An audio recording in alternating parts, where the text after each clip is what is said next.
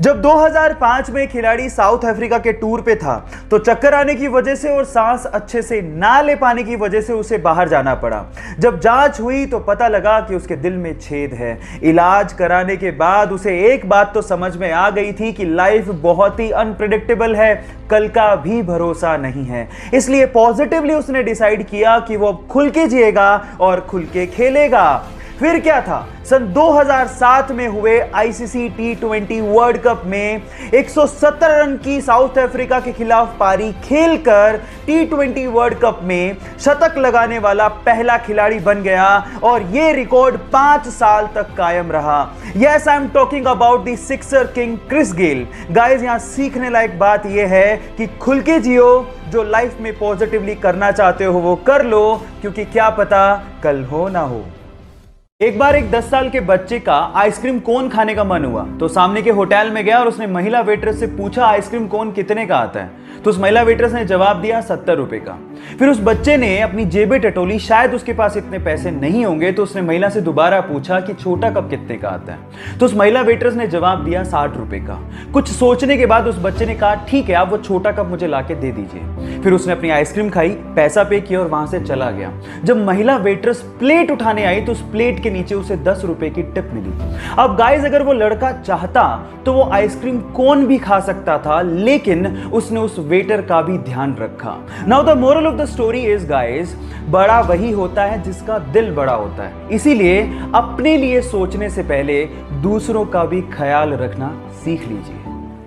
Guys, ऐसी बहुत सारी चीजें हैं हमारे आसपास जिन्हें देख के अक्सर हम लोग इग्नोर कर देते हैं, लेकिन उनका बहुत ही गहरा मतलब होता है। जैसे कि अगर आपने कभी एरोप्लेन में सफर किया हो तो क्या आपने कभी सोचा है कि एरोप्लेन के अंदर की सीट्स हमेशा ब्लू कलर या उससे मिलते जुलते कलर की ही क्यों होती है?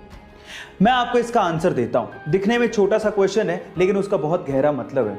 आपको पता है, बहुत सारे लोगों को फ्लाइट में जाने का एक फोबिया होता है। उन्हें डर लगता है, उन्हें एंजाइटी होती है, उन्हें रिलैक्सेशन चाहिए होता है। In that case blue colour आपको रिलैक्स करता है, आपकी एंजाइटी को कम करता है और आपके डर को थोड़ा दूर करने की कोशिश करता है। सो इसके पीछे का एक साइकोलॉजिकल रीजन था। क्या आपको इसके पीछे का रीजन इससे पहले तक पता था? और अगर नहीं पता था तो चैट सेक्शन में लिखना मत भूलिएगा। गाइस, ये तो आपको पता ही है कि हमारे देश में सड़कों का जाल बिछा हुआ है और बहुत सारी सड़कें एक दूसरे से इंटरकनेक्टेड भी हैं और हर साल नई सड़कों का निर्माण कंटिन्यूसली हो रहा है।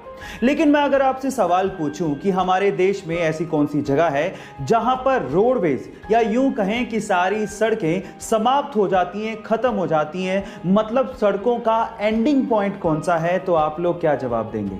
डोंट वरी, मैं आपको बताता हूं।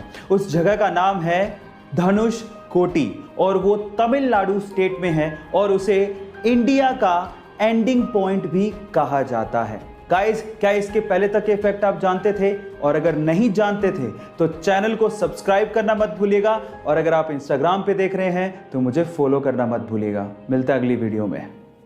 गाइस, नीट 2020 के एग्जाम में उड़ीसा के शोएब आफ्ताब ने और यूपी की आकांक्षा सिंह ने इतिहास रच दिया, क्योंकि इसके पहले तक ऐसा कभी नहीं हुआ कि किसी स्टूडेंट ने मेडिकल एंट्रेंस एग्जाम में पूरे में से पूरे मार्क्स यानी कि 720 में से 720 मार्क्स बनाए हों। है ना अमेजिंग? लेकिन सवाल यह है कि शोएब और आकांक्षा दोनों के ही 720 मार्क्स थे, तो फिर शोएब को रैंक 1 और आकांक्षा को रैंक 2 क्यों दिया गया? उसके पीछे का रीजन मैं आपको बताता हूं। सबसे पहले इन दोनों के बायोलॉजी के मार्क्स, फिर फिजिक्स के मार्क्स और फिर केमिस्ट्री के मार्क्स कंपेयर किए गए और वो इक्वल थे। और फिर उसके बाद एज का क्राइटेरिया लगाया गया, जिसमें शोएब चूंकि आकांक्षा से बड़े थे तो उन्हें रैंक 1 दिया गया और आकांक्षा को रैंक 2। अब आप इसका रीजन जानते हैं। बहरहाल दोनों ही हमारे लिए टॉपर हैं और दोनों को ही मेरी तरफ से best of luck for the future. Rajiv Gandhi जब इंडिया के प्राइम मिनिस्टर थे तो वो चाहते थे कि हमारा देश 21वीं सदी का देश बने, लेकिन ये तभी पॉसिबल था जब हमारे पास सुपर कंप्यूटर जैसी टेक्नोलॉजी होती, जो कि उस समय सिर्फ यूएस जैसे विकसित देशों के पास ही थी। तो वो यूएस गए और वहां के प्रेसिडेंट को कहा कि आप हमें ये टेक्नोलॉजी प्रोवाइड कीजिए, लेकिन वहां के प्रेसिडेंट ने साफ मना कर दिया। जब वो भारत वापस आए और भारतीय वैज्ञानिकों को संबोधित कर रहे थे तो वो लिटरली रोने लगे और कहा कि मेरा सपना अधूरा रह गया। तब यहाँ के साइंटिस्ट लोगों ने कहा कि आप हम पे भरोसा क्यों नहीं करते? आप हमें फंड दीजिए, हमें मदद कीजिए, हम आपको सुपर कंप्यूटर बना के देंगे।